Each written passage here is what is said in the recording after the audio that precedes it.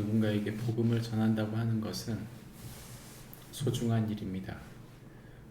그것이 그 사람을 살리기도 하고 그 사람을 더 이상 주님께로 인도하지 못할 수도 있는 것이기 때문입니다.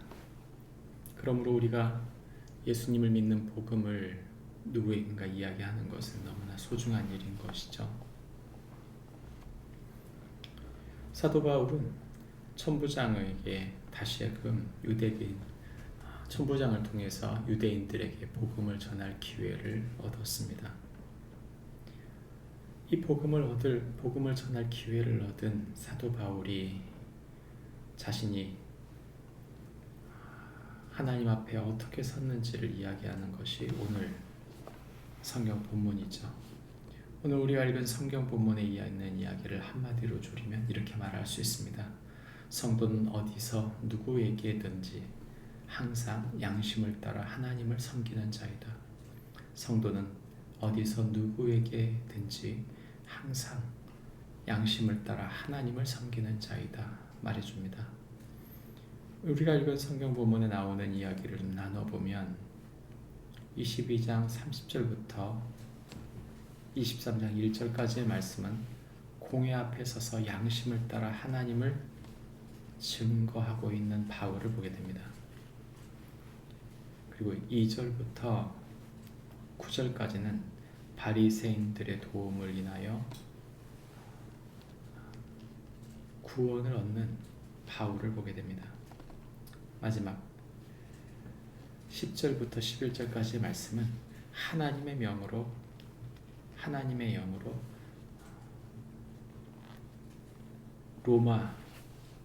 로마에게로 증언하게 되는 바울에 대한 이야기를 하게 됩니다. 오늘 우리가 읽은 성경 본문의 사도 바울은 이제 갇혔다가 다시 풀려나기 전 특별히 천부장의 도움을 받아서 공회에서 다시 자신의 입장을 설명하게 됩니다. 그는 모두 앞에서 짧게 이렇게 말합니다. 오늘까지 나는 범사의 양심을 따라 하나님을 섬겼노라. 그는 자신의 중심을 하나님께 맡긴 사람으로 지금까지 살았다 말합니다. 유대교에 열심히 있었던 사도 바울이 예수님을 만나고 그의 인생이 흔들림 없이 그 예수님을 쫓아 살았다고 말하고 있는 것입니다. 그러나 유대인들이 보기에는 그 바울이 용납되지 않았을 것입니다.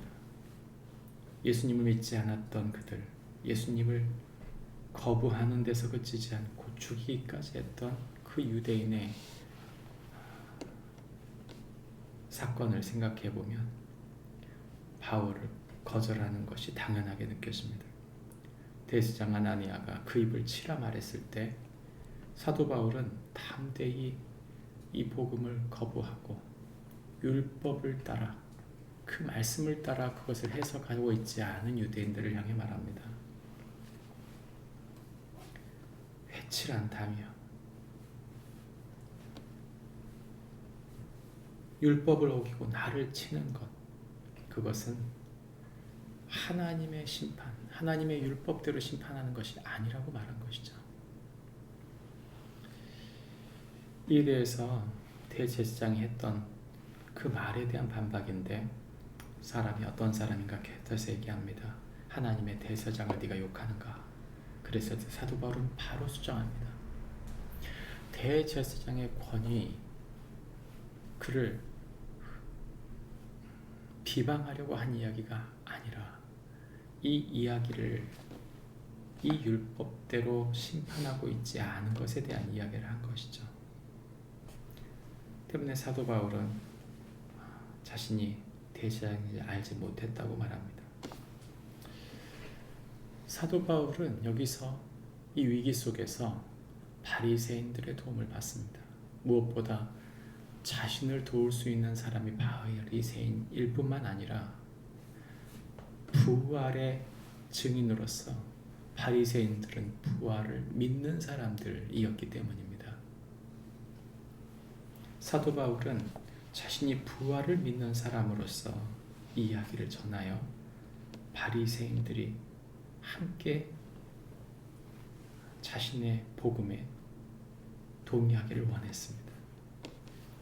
사두개인과 바리새인들은 갈등했고 바울은 그들의 갈등 가운데 이제 천부장으로 말미암아 도움을 얻게 됩니다.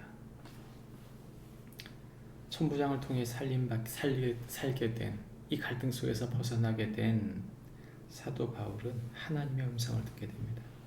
그것은 11절에 담대하라, 네가 예루살렘에서 나의 일을 증언한 것 같이 로마에서도 증언하여야 하리라 말씀합니다.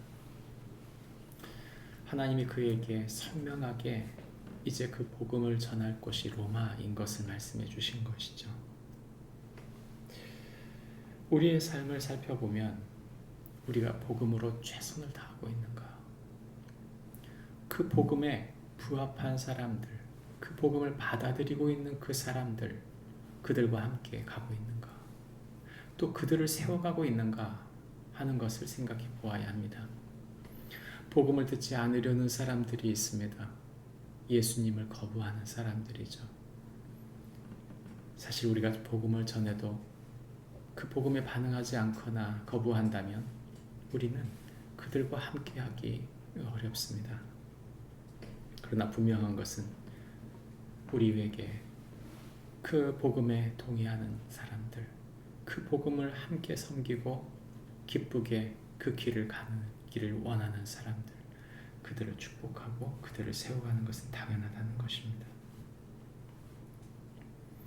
하나님은 그러면서도 사도 바울의 사명을 로마로 향하게 합니다. 우리에게 주시는 하나님의 일들이 있습니다. 우리에게 주시는 하나님의 목표점이 있습니다.